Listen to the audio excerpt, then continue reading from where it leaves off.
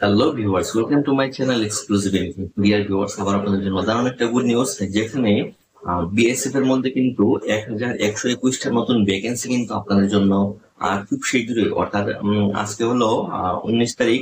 তো আজকের মোটামুটি 2-3 দিনের মধ্যে কিন্তু ফর্ম ফিল আপটা শুরু হয়ে যাবে।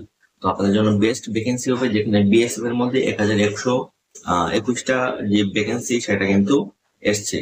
তো এখানে কি কি পোস্ট রয়েছে, এটার কোয়ালিফিকেশন কি, এটাতে এজ লিমিট কতটুকু, সমস্ত কিছু কিন্তু এটাতে ডিটেইলস আমি আলোচনা করবো। তো অবশ্যই সবাইকে রিকোয়েস্ট করবো ভিডিওটা শেষ পর্যন্ত অবশ্যই দেখবেন, এবং আরেকটা রিকোয়েস্ট থাকবে, অবশ্যই প্রত্যেকের কাছে শেয়ার করবেন যাতে প্রত্যেকের কাছে ভিডিওটা অবশ্যই পৌঁছে যায়। তাহলে চলুন শুরু করা যাক আজকে যে মেইন বিষয়টা, সেটা হলো বিএসএফ এর মধ্যে যে 1121টা ভ্যাকেন্সি এসেছে, সেখানে দুই ধরনের পোস্ট রয়েছে। সেটা হলো constable radio operator and head constable radio mechanics. তো এই দুইটা পোস্টের জন্য কিন্তু বিএসএফ এর মধ্যে ভ্যাকেন্সি এসেছে।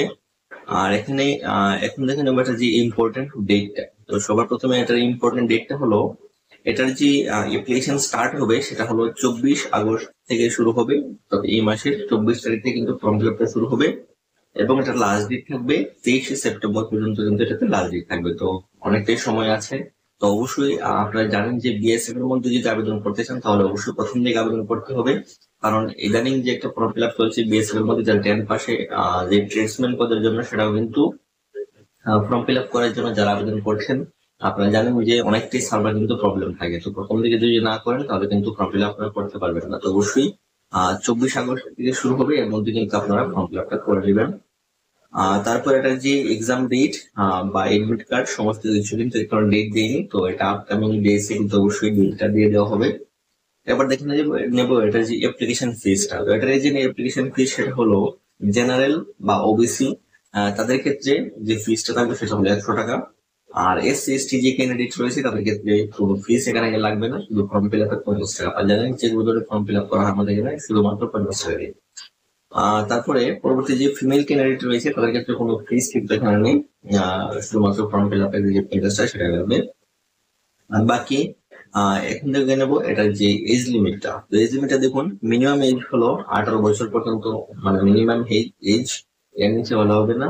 আর এজ অন ডেট দিয়েছে এজ অন 23 সেপ্টেম্বর 2025। 23 সেপ্টেম্বর 2025-এর মধ্যে আপনার বয়স যদি 18 বছর হয় তাহলে কিন্তু এখানে আপনারা আবেদন করতে পারবেন।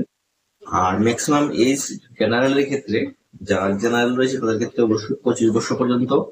আর যারা maximum age for OBC, OBC যারা আছে তাদের ক্ষেত্রে 28 বছর পর্যন্ত আবেদন করতে পারবেন। আর যারা এসসি এসটি তাদের ক্ষেত্রে অবশ্যই 30 বছর পর্যন্ত কিন্তু এখানে আবেদন করা যাবে। তো অবশ্যই আপনার বয়সের ছাড়টাও পেয়েছেন এখানে।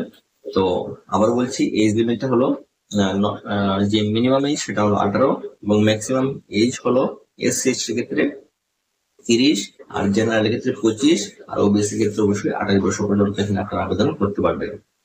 আর টোটাল পোস্ট রয়েছে 1121টা, অবশ্যই প্রথমে বলেছি আমি সেটা।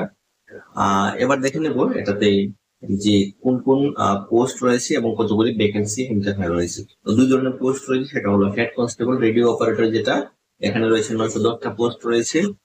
আর হেড কনস্টেবল রেডিও মেকানিক্স, এটার ক্ষেত্রে 211টা কিন্তু পোস্ট এখানে রয়েছে। তো পোস্ট অনুসারে এটার যে কোয়ালিফিকেশনটা সেটা একটু ডিটেলস আমি আলোচনা করে দিচ্ছি। তো হেড কনস্টেবল যেটা রেডিও অপারেটর, এটার ক্ষেত্রে কোয়ালিফিকেশন তো হবে, আপনি অবশ্যই 10 পাস থাকতে হবে along with 2 years ITI অবশ্যই আপনার, অর্থাৎ আপনি 10 পাস থাকলেই এবং সঙ্গে যদি 2 বছরের আইটিআই করা থাকে তাহলে কিন্তু এখানে আপনি আবেদন করতে পারবেন। আর কোন কোন ব্রাঞ্চের উপর আপনার আইটিআই থাকতে হবে সেটা হলো রেডিও অ্যান্ড টেলিভিশন, তারপর আপনি ইলেকট্রনিক্সে আইটিআই করে থাকলে এটা পারবেন। তারপর কম্পিউটার অপারেটর, এটার মধ্যে আইটিআই করে থাকলে পারবেন। Programming assistant, data preparation or related trade, যে যে রিলেটেড ট্রেড গুলি আছে এর মধ্যে যদি আপনি আইটিআই করে থাকেন তাহলে কিন্তু আপনি এখানে আবেদন করতে পারবেন। তারপর রয়েছে যারা alternatively or alternatively candidate who have pass 12 or equivalent with physics chemistry. আচ্ছা, আপনি যদি 12 পাস করে থাকেন ফিজিক্স কেমিস্ট্রি এবং ম্যাথমেটিক্সে তাহলে কিন্তু এটাতে আবেদন করতে পারবেন। অর্থাৎ যারা সায়েন্সের ক্যান্ডিডেট তারা কিন্তু এখানে আপনারা আবেদন করতে পারবেন, এটাতে কোনো আইটিআই আপনাদের প্রয়োজন হবে না।